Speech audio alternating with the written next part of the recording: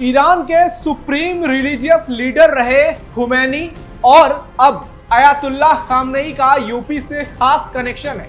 जी हाँ, यह सुनकर आप चौंक गए होंगे, लेकिन यह सच है।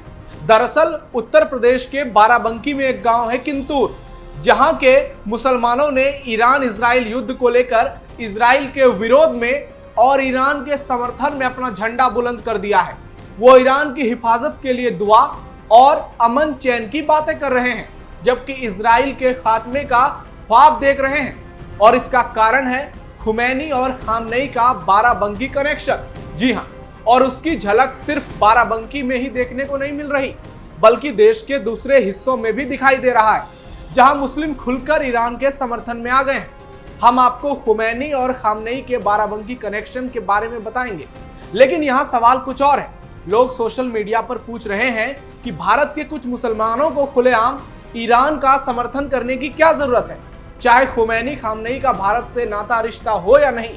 और भारत का स्टैंड तो क्लियर है, अगर ईरान और इजराइल में से भारत को किसी एक को चुनना होगा तो अंततः भारत इजराइल को ही चुनेगा, क्योंकि इजराइल से भारत का संबंध कितना गहरा है, कितना पुराना है, यह बताने की जरूरत नहीं है, जबकि ईरान महज भारत का व्यापारिक साझेदार है। इसलिए देश के लोग सीधा सवाल कट्टरपंथियों पर उठा रहे हैं और उनकी मंशा, नीयत पर निशाना साध रहे हैं। लोगों को शंका हो रहा है। नमस्कार, कैपिटल टीवी उत्तर प्रदेश के स्पेशल शो थर्ड आई में आपका स्वागत है। मैं हूं नवेंदु शेखर झा। आज आपको बताएंगे कि भारत के कुछ कट्टरपंथी कैसे भारत में रहकर ही भारत का विरोध कर रहे हैं और ईरान इजराइल वॉर से भारत के कट्टरपंथियों का और खुमैनी खामनेई का यूपी के बाराबंकी से क्या कनेक्शन है।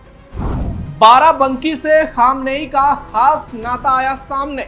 आपको कट्टरपंथियों के बारे में बहुत जरूरी बातें बताएंगे, लेकिन पहले शॉर्ट में खुमैनी खामनेई के बाराबंकी कनेक्शन की आपको जानकारी देते हैं। बाराबंकी की धरती का इतिहास महाभारत काल से जुड़ा है, जहां के किंतूर गांव में प्राचीन कुंडेश्वर मंदिर स्थित है और इसी किंतूर की धरती से ईरान के सर्वोच्च धार्मिक नेता खामनेई से पहले खुमैनी का पारिवारिक नाता है।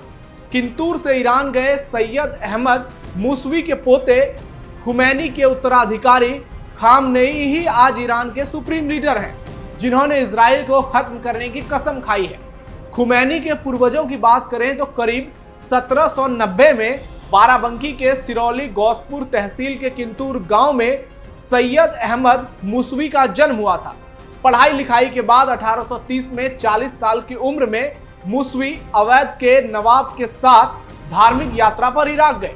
वहां से दोनों ईरान पहुंचे और अहमद मूसवी वहीं के एक गांव खुमैन में बस गए। 1869 में ईरान में उनका निधन हो गया। फिर उनके पोते खुमैनी ने 1979 में ईरानी इस्लामिक क्रांति की अगुवाई की और ईरान के पहले सुप्रीम लीडर बन गए, सर्वोच्च नेता, जिनके उत्तराधिकारी के तौर पर आज खामनेई ईरान को चला रहे हैं, जो खुमैनी के बाद ईरान के दूसरे सुप्रीम लीडर हैं। बाराबंकी में ईरान के समर्थन पर बवाल।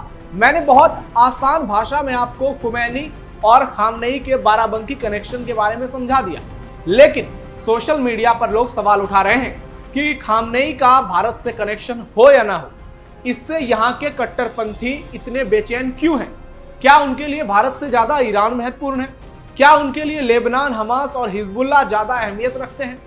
क्या ऐसे कट्टरपंथी भारत से ज्यादा पाकिस्तान, ईरान और दुनिया के हर उस देश से मोहब्बत करते हैं जहां केवल इस्लामिक समाज है? दोस्तों, हम यहां किसी को सर्टिफिकेट नहीं बांट रहे, लेकिन लोग कट्टरपंथियों की मंशा और नीयत पर भड़के हुए हैं और उनके सवाल को लेकर हम आपके सामने आए हैं। उन्हें खुलेआम देश विरोधी कहा जा रहा है। हिंदुस्तान को लेकर उनकी नीयत और निष्ठा को कटघरे में खड़ा किया जा रहा है, क्योंकि इन सवालों के तार सीधे ईरान और इजराइल के बीच चल रहे भीषण युद्ध से जुड़ा है। दरअसल वेस्ट एशिया में इस वक्त तनाव जो है वो चरम पर पहुंच चुका है। एक ओर इजराइल है तो दूसरी ओर ईरान। दोनों देशों के बीच युद्ध महासंग्राम में बदलता जा रहा है, जो अपने दूसरे हफ्ते में पहुंच गया है। भारत के स्टैंड की बात करें तो भारत ने शानदार कूटनीति का परिचय दिया और दोनों देशों से शांति की अपील की। इजराइल के पीएम बेंजामिन नेतन्याहू ने खुद प्रधानमंत्री मोदी को फोन की और उन्हें युद्ध की तमाम जानकारियां दी और उनसे इस मुद्दे पर पूरी बातचीत की। और ये बताने की जरूरत नहीं है कि इजराइल के साथ भारत के संबंध कैसे, कितने पुराने और कितने मजबूत हैं। जब एक पक्ष की ओर से खड़ा होने का समय आएगा तो भारत खुलकर इजराइल का समर्थन करेगा, क्योंकि इजराइल ने हमेशा मुश्किल समय में भारत का आगे बढ़कर साथ दिया है। लेकिन देश के कट्टरपंथी आज इजराइल के बदले ईरान का समर्थन कर रहे हैं, और ऐसा पहली बार नहीं हो रहा है, कई बार ऐसी तस्वीरें देखने को मिली है। यानी वो ईरान का समर्थन नहीं, भारत का विरोध कर रहे हैं। ईरान का समर्थन, इजराइल का खुलेआम विरोध। आपको याद होगा पिछले साल इजराइल ने हिजबुल्लाह के पूर्व चीफ नसरुल्लाह को मार गिराया था। उसका असर बड़े पैमाने पर भारत में भी देखने को मिला था। भारत जैसे धर्मनिरपेक्ष देश में बड़ी संख्या में कट्टरपंथी लखनऊ से कश्मीर तक हिजबुल्लाह और नसरुल्लाह के समर्थन में बैनर, पोस्टर लहराते दिखे और नारेबाजी भी की। इन प्रदर्शन में शामिल लोगों ने इजराइल के पीएम बेंजामिन नेतन्याहू को दुनिया का नंबर 1 आतंकवादी कहकर संबोधित किया। नसरुल्लाह की मौत के बाद केरल में पैदा हुए दर्जनों मुसलमान बच्चों का नाम नसरुल्लाह रख दिया गया। आप सोचिए ये कट्टरता कहां तक पहुंच गई। जी हां, हम उसी नसरुल्लाह की बात कर रहे हैं जिसे दुनिया के कई देश आतंकवादी मानते थे, और भारत तो हमेशा आतंक का विरोधी रहा है, क्योंकि दुनिया में अगर किसी देश ने सबसे ज्यादा आतंक झेला है तो वो हिंदुस्तान ही है।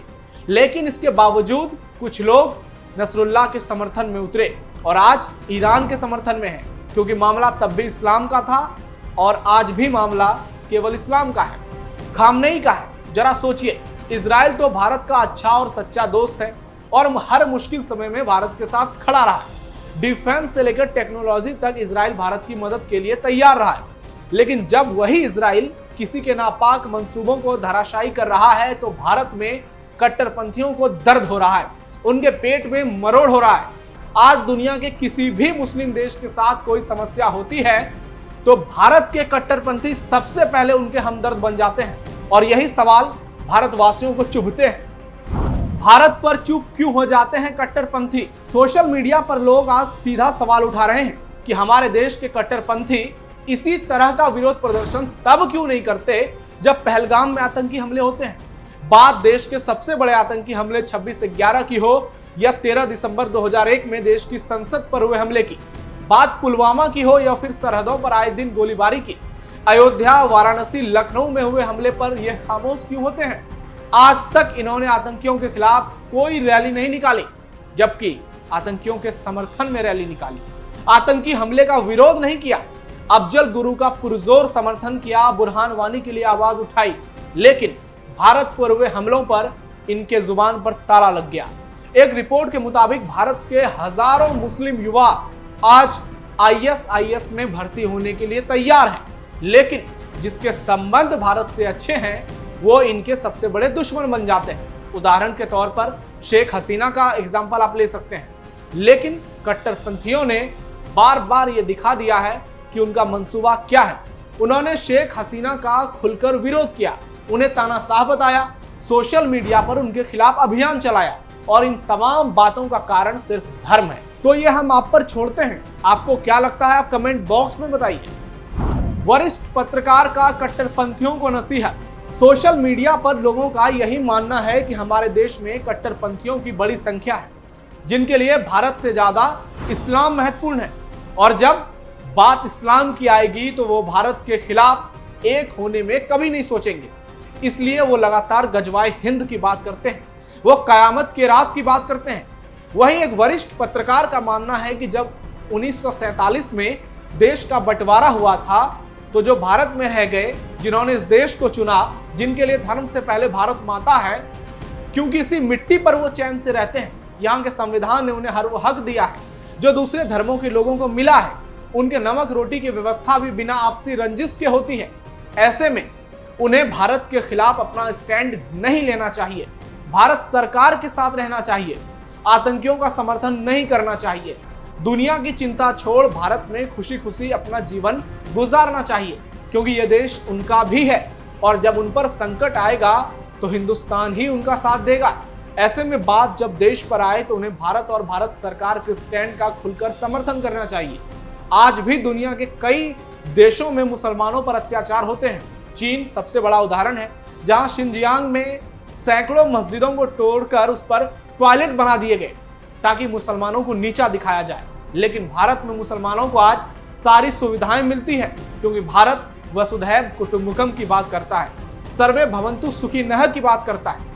इसलिए उनको इस विचार पर चलना चाहिए ताकि आपस में उनकी मंशा पर सवाल ना उठे, नियत निष्ठा को कटघरे में न लाया जाए, क्योंकि सवाल देश का है, देश की हित का है।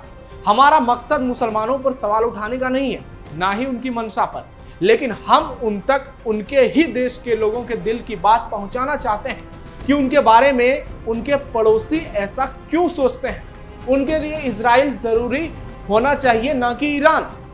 उन्हें सोचना चाहिए और बहुत गंभीरता से सोचना चाहिए। इस पर अपनी राय आप जरूर दीजिएगा। फिलहाल थर्ड आई में इतना ही। धन्यवाद।